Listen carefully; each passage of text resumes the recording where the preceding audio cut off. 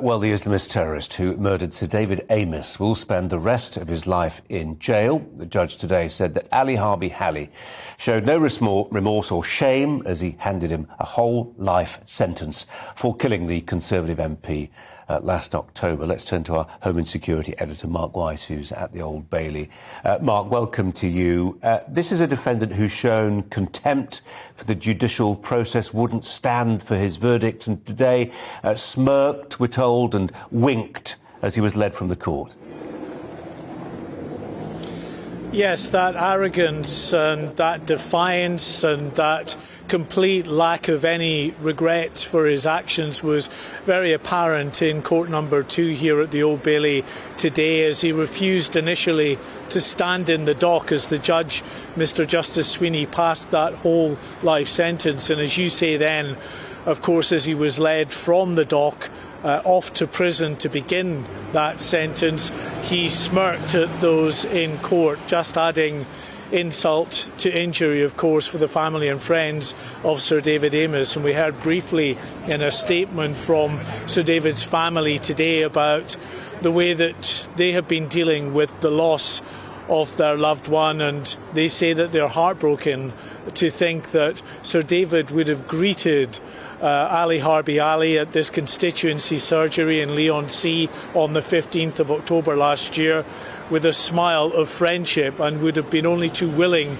to do what he could to help this young man. Instead, of course, Harbi Ali produced this foot-long knife and stabbed the MP to death. We also heard a victim impact statement from Julie Cushion, who was the constituency assistant to Sir David Amess.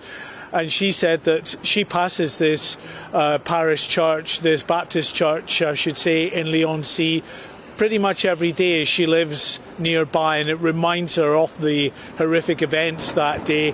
And she herself, she says, feels so terribly guilty about what happened, because she booked that constituency surgery in that particular venue on that day. As she said, she'll never forget the screams coming from Sir David as he was attacked, and then also the look on Harbi Ali's face, similar to the look that he gave today, that look of smugness and self-satisfied look as he left in police custody at that time.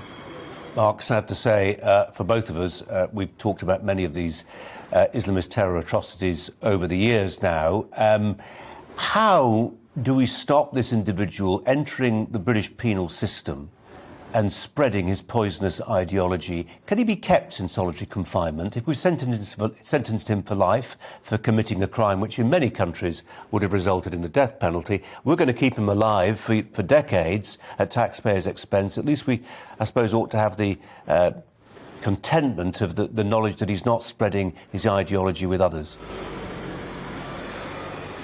It's a real difficult one, this, for the authorities, Colin, because those individuals who are being held on terrorism charges in jail number in the hundreds. And while certain individuals, such as the hate preacher Anjem Chowdhury, when he was sent to Belmarsh prison, for much of the time that he was in there, measures were taken to try to keep him as much as possible away from other people that he might influence or radicalise. But the fact is, with hundreds of terrorist prisoners in prison, it's just not practical to hold them all in some kind of segregated unit, because there just isn't the room to be able to do that, and the staff to keep an eye on them all individually. So they are often mixing together, and the potential is there for radicalisation, for them to pass on that ideology to others. We know that radicalisation happens in prison. It is an issue they've been grappling with